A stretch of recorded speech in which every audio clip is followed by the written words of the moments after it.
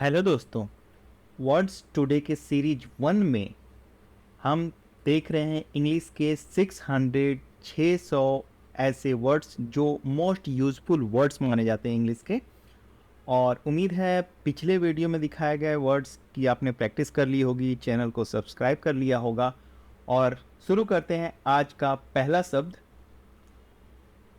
शब्द है हंट।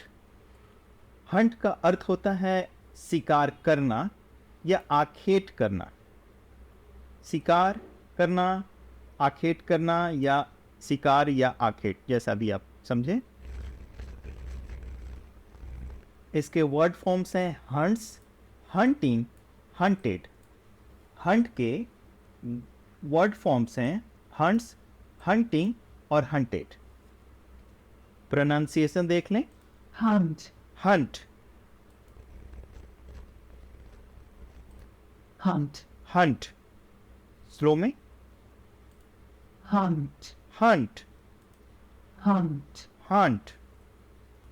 तो अगर शब्द को इंग्लिश में समझना चाहें, when people or animals hunt or hunt something, or when they go on a hunt, they chase and kill wild animals for food or as a sport. जैसे he liked to hunt rabbits, वह खरगोशों को मारना उसे पसंद किया। अगर hunting के रूप में हंट का प्रयोग करेंगे तो इसका अर्थ भी शिकार और आखेट ही होगा, जैसे कि ए बैन ऑन फॉक्स हंटिंग। तलाश करना या तलाशी या खोजना या खोज के संदर्भ में अगर हम हंट का उपयोग कर रहे हैं तो देखेंगे she hunted for an apartment. More than 70 police officers are involved in the hunt of her killer. कुछ और वाक्य देखते हैं हंट को अच्छी तरह से समझने के लिए, हंट शब्द को समझने के लिए। मैंने जंगल में एक बाघ का शिकार किया। I hunted a tiger in the forest. वह खाने के लिए मुर्गी का शिकार कर रहा था। He was hunting a chicken for food. हम शिकार के लिए जंगल में चले गए। We went to the jungle for hunting. वे शिकार करने के लिए तालाब के पास जा रहे हैं। They are going near the pond for hunting. उसने तेंदुए का शिकार करके खाने के लिए लाया। He hunted a rabbit and brought it for food. अगला शब्द है लॉट। लॉट का शाब्दिक अर्थ होता है ढेर सारा या ढेर सारी। जैसे कि A lot of land is used for farming. He drank lots of milk. I learned a lot from him. Pronunciation देखें। yacht, lot, yacht, lot. Slow में not, लॉट,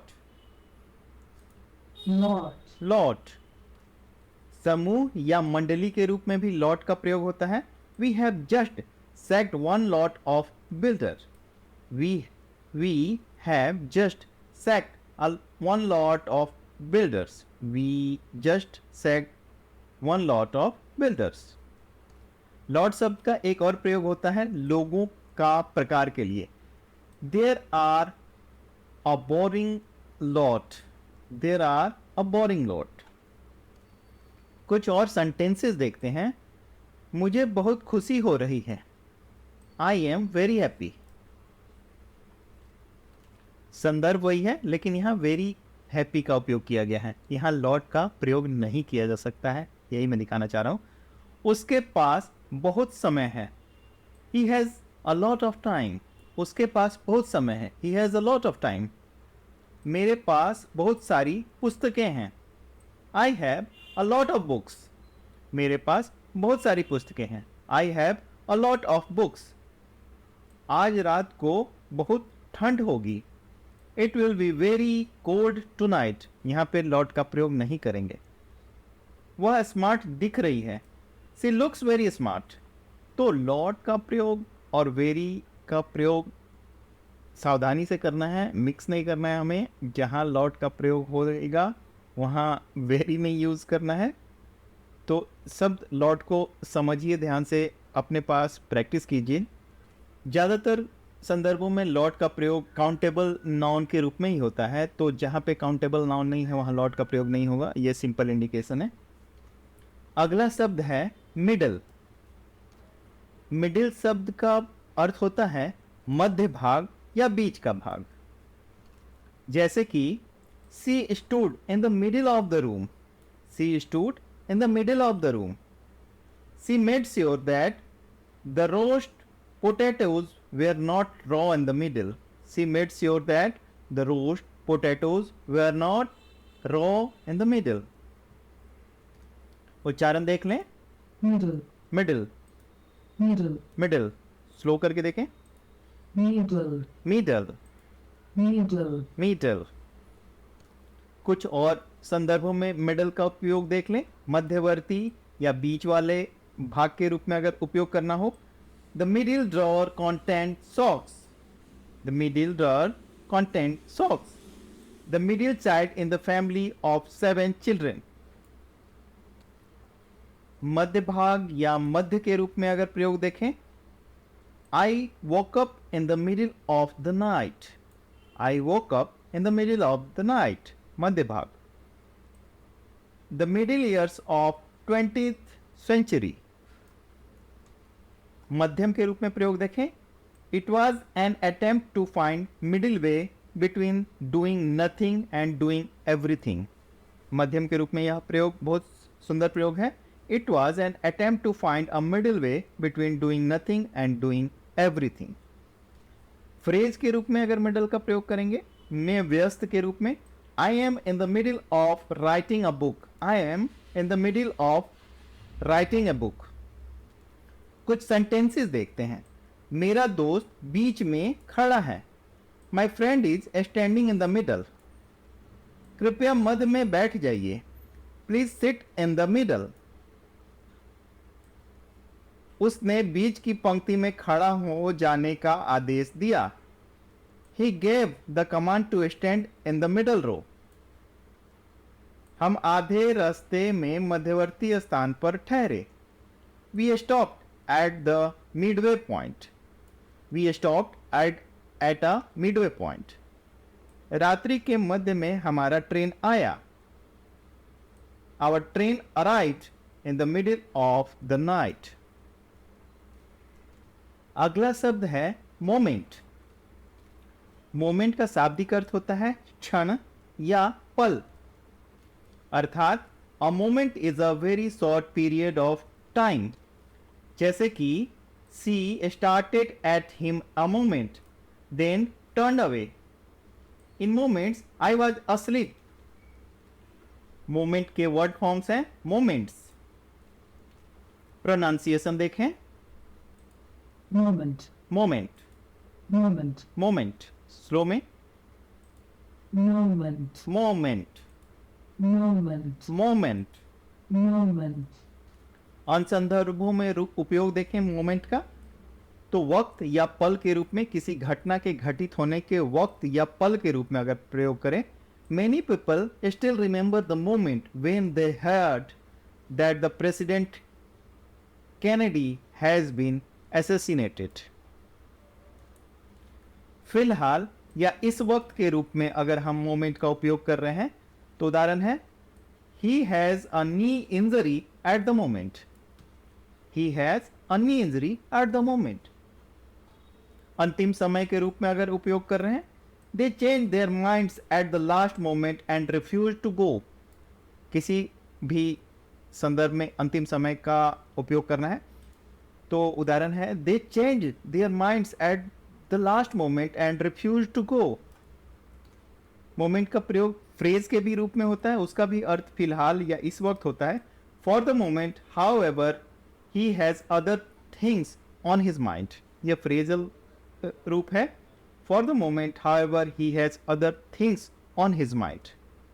एक बहुत अच्छा फ्रेज के रूप में मोमेंट का उपयोग होता है, जैसे कि उसका अर्थ होता है ज्यों ही, जैसे ही, जिस क्षण. The moment I close my eyes I fall asleep. जैसे ही मैंने अपनी आंखें बंद की मैं सो गया. यह काफ़ी अच्छा उपयोग है मोमेंट का.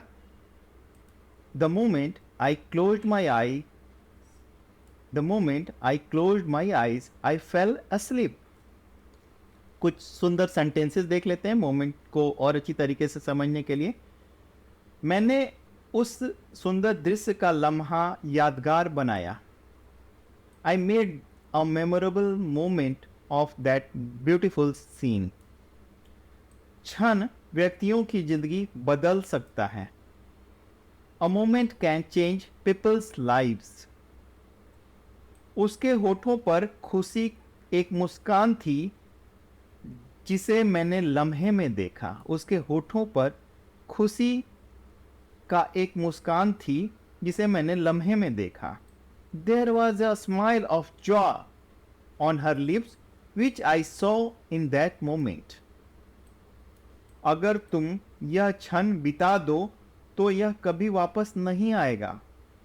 If you let go of this moment it will never come back.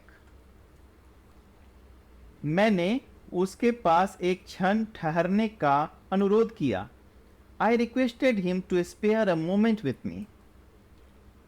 पांचवा शब्द है प्लीज्ड. प्लीज्ड का अर्थ होता है प्रसन्न या संतुष्ट. अर्थात if you are pleased you are happy about something और सेटिस्फाइड विथ इट. जैसे कि I think he is going to be pleased that we identified the real problems. I am pleased with the way things have been going. They are pleased to be going home. एक सबसे अच्छा उपयोग pleased का जो होता है वह है आपसे मिलकर खुशी हुई. Pleased to meet you. Pleased to meet you. यह बहुत ही साधारणतः इस्तेमाल होने वाला सेंटेंस है. आप भी इसका इस्तेमाल करें. आपसे मिलकर खुशी हुई. Pleased to meet you. उच्चारण देख लें. Pleased. Pleased. Pleased. Pleased. Slow में दिखाऊंगा. Pleased. प्लीज्ड. Pleased. प्लीज्ड. अब कुछ और सेंटेंसेस देख लेते हैं. मुझे तुम्हारे प्रदर्शन से बहुत खुशी हुई. I was pleased with your performance. वह अपने बच्चों के सफलता पर संतुष्ट था. He was pleased with his children's success. उसे तुम्हारी सहायता से खुशी हुई. He was pleased with your help. वे खुशी से उसके विचारों को समर्थन कर रहे थे. They were pleased to support his ideas. मैंने उसकी प्रशंसा करके उसे खुश किया. I pleased him by praising him. तो हमारे 5 शब्द पूरे हुए. अब आपको करना ये है कि इस वीडियो को बार बार देखकर इन शब्दों का प्रैक्टिस करना है, याद कर लेना है. कुछ सेंटेंसेस को भी आप याद करने का प्रयत्न करें और उसे बार बार दोहराएं. कुछ नए सेंटेंसेस बनाएं. और अगर आपको कुछ दिक्कत हो रही है समझने में तो आप वीडियो के कमेंट सेक्शन में भी लिखें. और एक काम जो बहुत महत्वपूर्ण आपको करना है, इस चैनल को सब्सक्राइब अगर नहीं किया है तो ज़रूर कर लें, सब्सक्राइब कर लें और साथ में घंटी यानी बेल के बटन को दबा दें.